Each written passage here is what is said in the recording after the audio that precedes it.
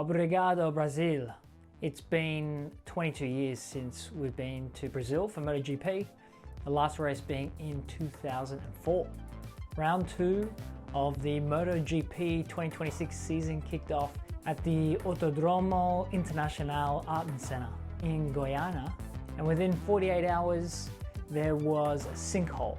There were races cut short, and a mum seeing her son race for the very first time. I'm Tim from Ride Along Trackside. Marco Bezzecchi now has 4 wins in a row, and it's the first 1-2 in Aprilia's history, but it was chaos in Brazil. First up, we got Timmy's top 3. With Bezzecchi winning 4 in a row, this puts him in elite company. Who else has done this in the modern era? Lorenzo, Stoner, Rossi, Marquez, Bagnaia, and now Bezzecchi. He also led all laps of the 4 that he just won. That's 101 laps leading the entire way. Number 2, the last time that we raced in Brazil, a Japanese rider won. The last Japanese rider to win was Makoto Tamada.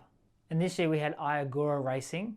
He came 5th, and he had a great race. That was really exciting to watch. And thirdly, and this is something that's so exciting about MotoGP, the top 2 qualifiers actually had to come through Q2. Bezzecchi and Degradation didn't make it through to Q1 automatically, but they did get to the front of the grid. So let's dive in. Friday started with chaos, and it came through the whole weekend. Because it was damp, this leveled the entire field. And in FP2, there was only about half the session that ran. There was half an hour left on the clock when people stopped coming out because of the rain. There were 2 people the locals were watching.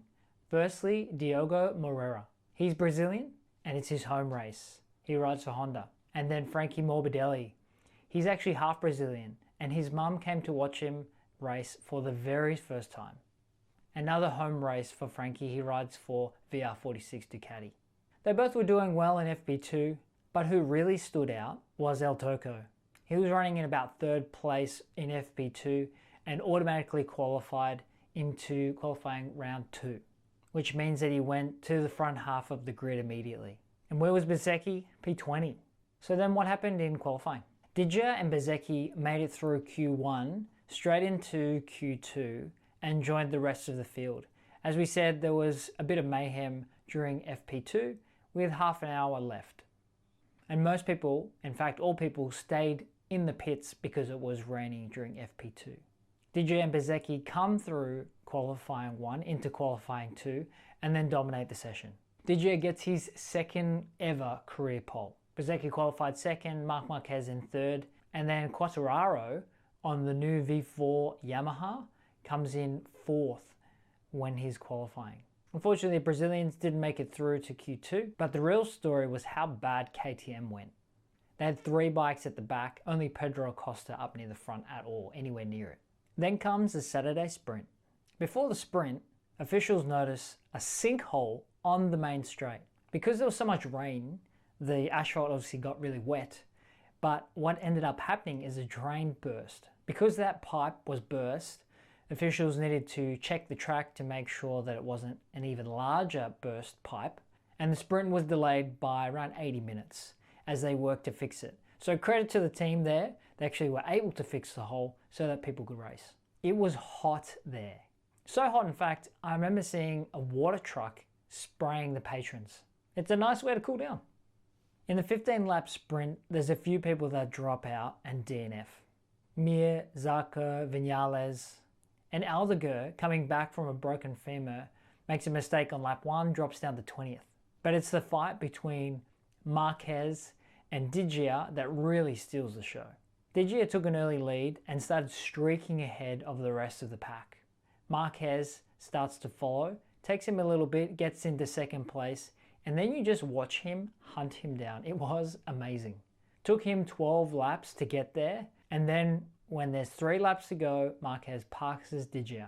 There's a fight back, but it's settled, and Marquez goes on to win the sprint, and that was Marquez's first win since coming back from injury last year. Jorge Martin ends up coming in 3rd. He was following closely behind Bez for a while, who made a mistake. He gets in front, and Jorge Martin was really strong. The Martinator at the end was stoked. It was his first podium in 504 days since 2024. Before we talk about the actual Grand Prix, what's really interesting to think about is the fact that we have never raced at this course before. It's just over 3.8 kilometers long. There's 14 corners, 9 right, 5 left, and the top speed was around 349 kilometers an hour down on the straight. And when you're at a course for the first time, there's going to be records set. The Gian Antonio set the course lap record in Q2 with a 1:17.4, and then also Moto2 and Moto3, they get to set black records as well, with Hidalgo from Moto2 and Esteban from Moto3. Hidalgo actually went on to win the race in Moto2. He actually started in qualifying position 20, then goes through Q1 through to Q2, takes pole, wins the race. In Moto3, it was Vida Pratama. He's an Indonesian rookie and it was his second ever Grand Prix. And it's also Indonesia's first ever podium in any class of MotoGP racing. At the Sunday Grand Prix, chaos also followed. Around 20 minutes before lights out, the race was actually cut down from 31 laps to 23 laps. This is unusual, and the amount of laps were dropped because of track degradation. Now, what is track degradation? The asphalt was reaching about 60 degrees Celsius, which is obviously really hot. And once it reaches that type of heat, the asphalt actually starts to break down. As the bikes go around and lay down rubber from their tires, the track gets slicker and it becomes more unpredictable. So race direction will make changes to races if they deem there's a safety risk. Because tire choices have already been made and locked in, so that means changes can't be made, the decision was made to actually change the distance of the race. And what a race. We found out later that rocks were flying if you were near the back of the grid, but at the front it wasn't a problem for Bezzecchi as he got the perfect start. He took the lead from turn 1 and never looked back. Then as Digia and Marquez are fighting for second place, Digia pushes Marquez wide on lap 6 and Jorge Martin sweeps through for second position. And that was the beginning of the Aprilia 1-2, which stayed until the end of the race. The notable battle between Digia and Marquez ended with Digia claiming third position, but it was a hard-fought battle. And other notables throughout the race, it was actually Jack Miller's 200th Grand Prix, but he crashed out. Bagnaia also crashed, which completed a dismal start to the year, and Joan Mir, that had a double DNF. As we said earlier, Ayogura coming in 5th, that was a good storyline to watch, being a Japanese rider himself.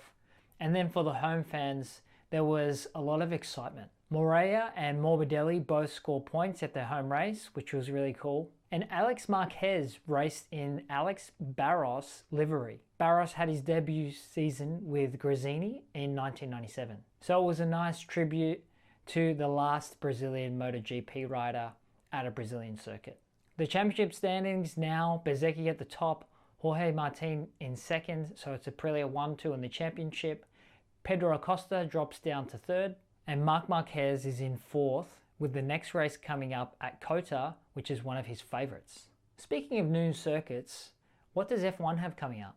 There's a race coming up in Madrid at the Madrid, which is a hybrid street and permanent racetrack, and is the first new venue since Vegas in 2023. What's really exciting about this, apart from it being the first race in Madrid since 1981, is that with a new course comes new records. But not only new records, we'll also have new challenges, much like at Brazil. Will there be a sinkhole in Madrid? Will the tyres be able to handle the new circuit? And how will the drivers perform? Bezzecchi has now shown himself as a potential championship candidate, and Jorge Martin looks like he's back. Aprilia seems to be dominating, and Pecco Bagnaia has 0 points from 2 races. Ducati are struggling. What's going to happen next? Let me know in the comments.